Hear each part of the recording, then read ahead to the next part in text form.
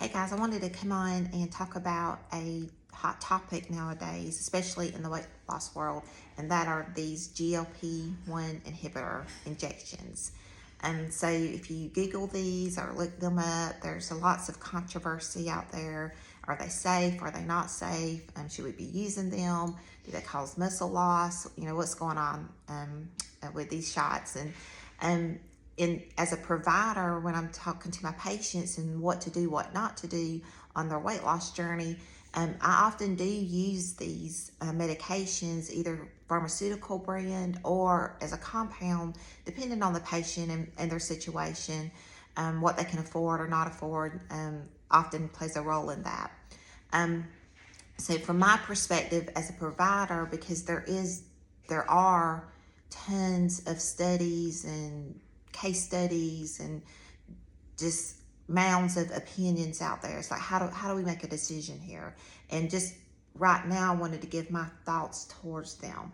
And so I have this approach that they are relatively safe.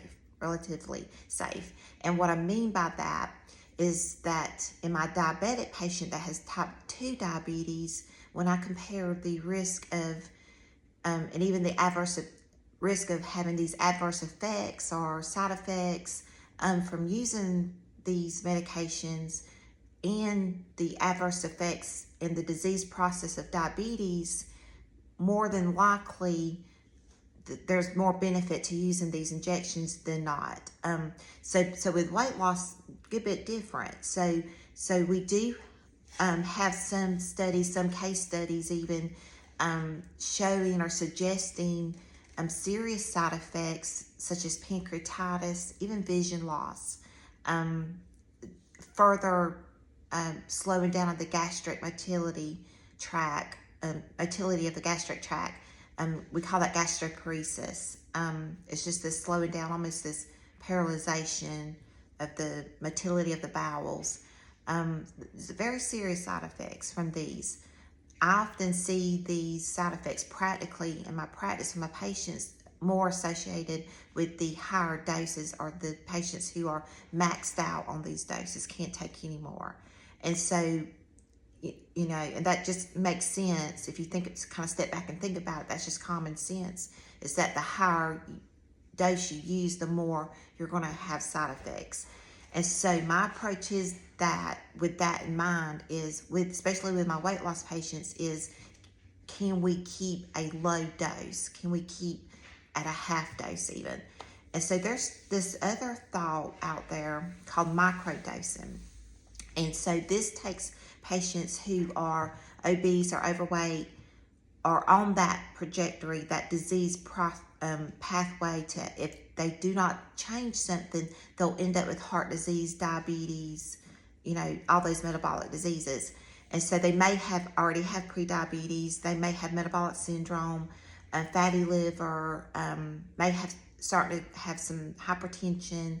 And so with microdosing, because of the effects of these GLP-1 inhibitors on insulin and just blood vessel and cardiovascular effects, there is some initial hypertension relief there. And so the thought is, can I microdose this patient with these injections and give them half a dose or a fourth a dose or even smaller, and not have to put them on a blood pressure medicine, not have to put them on a statin, not have to deal with diabetes? And so what are the risks of very low dose versus the risk of having hypertension and then the side effects from other medications to treat that hypertension?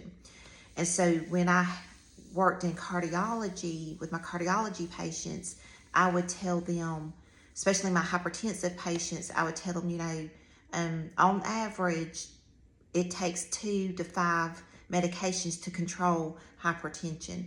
And so when you're using that many medications just to treat one disease of hypertension, you're talking about potential for a lot of side effects. And so I do like that thought of microdosing or keeping a very low dose on board to prevent furthering hypertension, to prevent further cardiovascular disease, to prevent further metabolic disease and diabetes or pre-diabetes, whatever this patient is experiencing.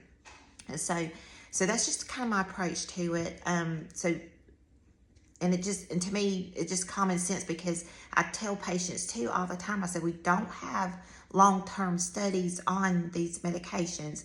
And so we don't have that data. I can't tell you for sure what's going to happen, what's not going to happen.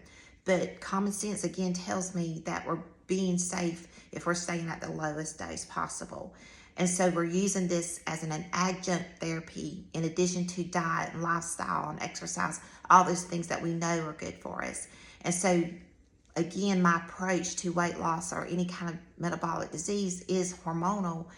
Can we affect insulin and control insulin as a fat growth hormone? And so there's definitely supplements, natural supplements and vitamins and therapies that we can do to help control that. In addition to, there are some medications that the risk of it, the relative risk, is low enough that we feel safe to use. So it's just this integrated approach to, along with lifestyle changes, to treat weight loss or metabolic disease such as diabetes. So if you have any questions or comments, just let me know. If you need my help, if you'd like to come see me, give us a call, make an appointment. We see patients here at the office, and we can also do televisits if that's more convenient for you. But I hope you have a great day, and I will see you later. Bye.